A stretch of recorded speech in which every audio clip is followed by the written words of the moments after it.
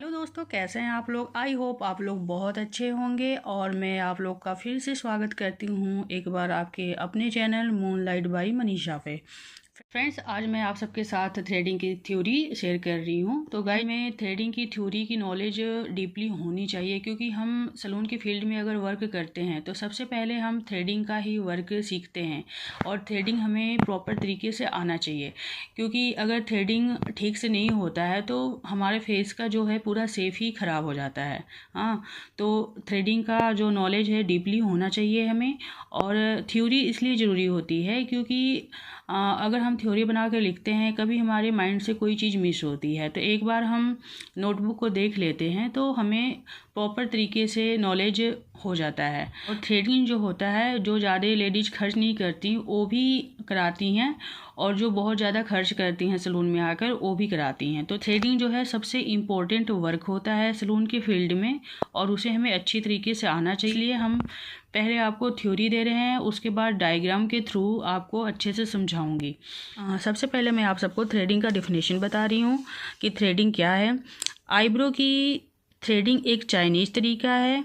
Threading मध्य पूर्व Asia में विकसित की गई बाल हटाने की एक पुरानी विधि है, जिसमें माथे पर अनचाहे बालों को निकालने के लिए कॉटन थ्रेड का उपयोग किया जाता है। नेक्स्ट पॉइंट है फ्रेंड्स, थ्रेडिंग में बाल निकालना आसान बनाने के लिए आईलिड को स्ट्रेच किया जाता है। इसलिए अब तक चेहरे के बालों को हटाने का सबसे अच्छा तरीका थ्रेडिंग है। आईलिड को स्ट्रेच करने से पेन भी कम होता है बालों को निकालते समय। अगर सही ढंग से थ्रेडिंग की जाती है तो आईब्रो का आकार बढ़िया दिया जाता है। आईब्रो चेहरे को विशेष संतुलन देता है, आंखों को उभारता भी है। थ्रेडिंग में परफेक्शन होना चाहिए। थ्रेडिंग में परफेक्शन के लिए बहुत ज़्यादा प्रैक्टिस की ज़रूरत पड़ती है। अगर थ्रेड करते हुए थोड़ा सा भी शेप खराब हो जाता है तो पूरे चेहरे की जो बनावट है वो अनइवन से दिखने लगती है। यह बहुत बारीक काम है। इसमें वैक्सिंग की तुलना में ज़्यादा कंट्रोल करने की ज़रूरत होती है ताकि आईब्रो का शेप परफेक्ट आ सके। यह पूरी तरह से नेचुरल होता है। इसमें कोई आर्टिफिशियल वैक्स, केमिकल या काटने की तकनीक इस्तेमाल नहीं की जाती है। तो फ्रेंड्स, चलिए बताती हूँ कि थ्रेडिंग एरिया कौन कौन से होते हैं। तो थ्रेडिंग एरिया जो होती है वो आईब्रो होती है। हमारे फेस की जो आईब्रो होती है उसको थ्रेड के थ्रू निकालना पड़ता है। फॉरहेड होता है, जो हमारा माथा एरिया है, यहाँ भी थ्रेड से यहाँ के बालों को हटाया जाता है। अपर लिप्स है, चिन है, ऊपरी होठ का ये जो जगह होती है यहाँ के भी हेयर को निकालना होता है। और फेस थ्रेडिंग भी होती है, जो फेस पे बहुत ज़्यादा अनचाहे बाल होते हैं, हेयर होते हैं, इसको भी निकालना पड़ता है। Next topic guys, materials required है, सामग्री की आवश्यकता। थ्रेडिंग बनाते समय हमें किन किन सामान की ज़रूरत पड़ती है जो हमारे ट्रॉली पे होना चाहिए। तो मटेरियल रिक्वायर्ड्स में जो फर्स्ट है वो थ्रेड नंबर 40 और 50 होना चाहिए। ट्वीजर जो छोटे छोटे हेयर होते हैं वो कभी कभी थ्रेड में नहीं निकल पाते, तो उसके लिए हमें ट्वीजर ज़रूर ट्रॉली में रखना चाहिए। नेक्स्ट आईब्रो पाउडर होता है, जैसे टेलकम पाउडर जिसको बोलते हैं। जब हम आईब्रो का शेप देते हैं तो उससे पहले हमें टेलकम लगाना चाहिए, उससे थोड़ा पेन कम होता है। एंड फोर्थ जो है वो कॉटन है, कॉटन को ज़रूर रखना चाहिए। हाइजीन मेंटेन करते हुए अगर काम करते हैं तो एक बाउल होना चाहिए और उसमें टेलकम पाउडर को रख कर कॉटन से हम पाउडर को फोरहेड पर अप्लाई करते हैं या फिर थ्रेडिंग पे। जिससे इसमें पांचवा जो है हमें सामान ज़रूरी होना चाहिए, आईब्रो पेंसिल होना चाहिए। आईब्रो का शेप देने के बाद एक बार हम पेंसिल से शेडिंग करते हैं।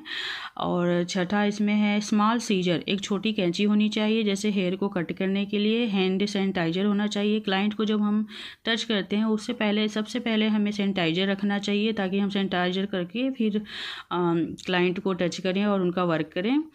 एंड नेक्स्ट है आईब्रो ब्रश। आईब्रो ब्रश एक होना चाहिए आईब्रो का शेप देने के लिए। टिश्यू होना चाहिए, टिश्यू बहुत ज़रूरी होता है। एंड हैंड मिरर होना चाहिए, एक छोटा सा मिरर ज़रूर रखें, जिससे कि क्लाइंट को हम जब भी शेप दे रहे हैं तो क्लाइंट को मिरर पकड़ा दें, ताकि क्लाइंट अपने अकॉर्डिंग आपको बता सके ताकि उसको किस टाइप का शेप चाहिए। टोनर या एंटीसेप्टिक लोशन और नेक्स्ट मॉइस्चराइज़र। ये जो सारा सामान है फ्रेंड्स थ्रेडिंग बनाने के लिए सामग्री में आता है।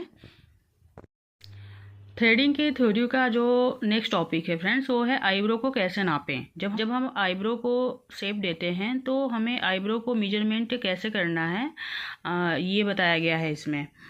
तो इसका जो फर्स्ट पॉइंट है वो है नाक के बगल और आँखों के अंदर के कोने पर ऑरेंज स्टिक या पेंसिल रखें।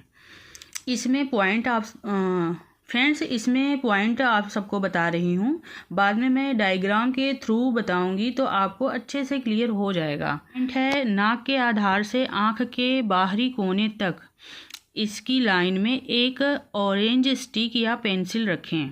थर्ड पॉइंट है पलक के केंद्र से एक खड़ी दिशा में एक ऑरेंज स्टिक या पेंसिल रखें। इस जगह आर्क का सबसे ऊंचा पॉइंट होना चाहिए।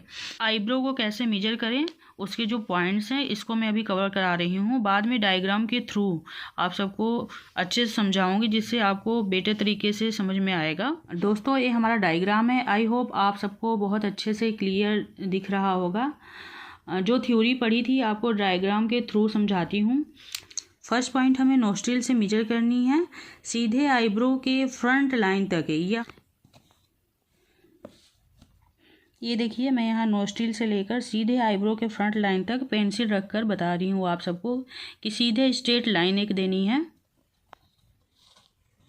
एंड जो नेक्स्ट पॉइंट है वो है बी पॉइंट। इसको हम नोस्ट्रिल एरिया से, ये देखिए यहाँ से हम एक सीधी line mid of the eyebrow draw किए हैं यहाँ से सीधे, और ये हमारा बी पॉइंट होता है और ये जो एंगल होता है वो 60 डिग्री का होता है। डायग्राम के थ्रू इसलिए आपको अच्छे से बता रही हूँ कि आपको प्रॉपर तरीके से नॉलेज हो जाएगा। अगर हमें शेप का अच्छी से नॉलेज होगा और हमें डिग्री अच्छे से पता होगी कि कौन से एंगल पे कितना किस तरह से शेप देते हैं, तो हमारी जो थ्रेडिंग है वो परफेक्ट तरीके से बनेगी। हमने पढ़ा था पलक के केंद्र से ड्रॉ करनी है नोस्ट्रिल एरिया तक। हम इसको इस तरह से नाप सकते हैं। देखिए नोस्ट्रिल से मेजर करते हैं मिड ऑफ द आईब्रो तक, ये हमारा 60 डिग्री का एंगल होता है बी पॉइंट,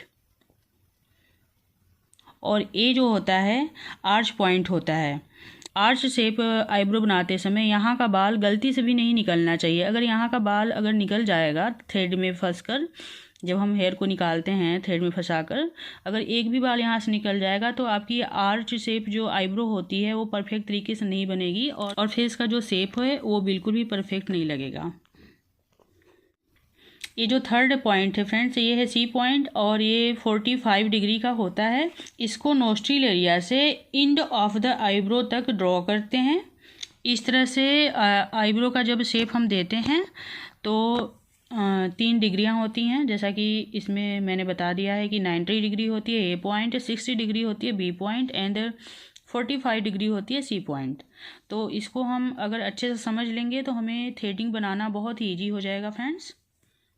इसको हम नोस्ट्रिल एरिया से जो आईब्रो का एंड है वहाँ तक मेजर करते हैं, और नोस्ट्रिल एरिया से सीधे एक लाइन ड्रॉ करेंगे end of the eyebrow. Pencil से इस तरह से देखिए, इसको हम पेंसिल से या तो फिर एक ऑरेंज स्टिक से इस तरह से मेजर करके ड्रॉ कर लेंगे सीधी लाइन।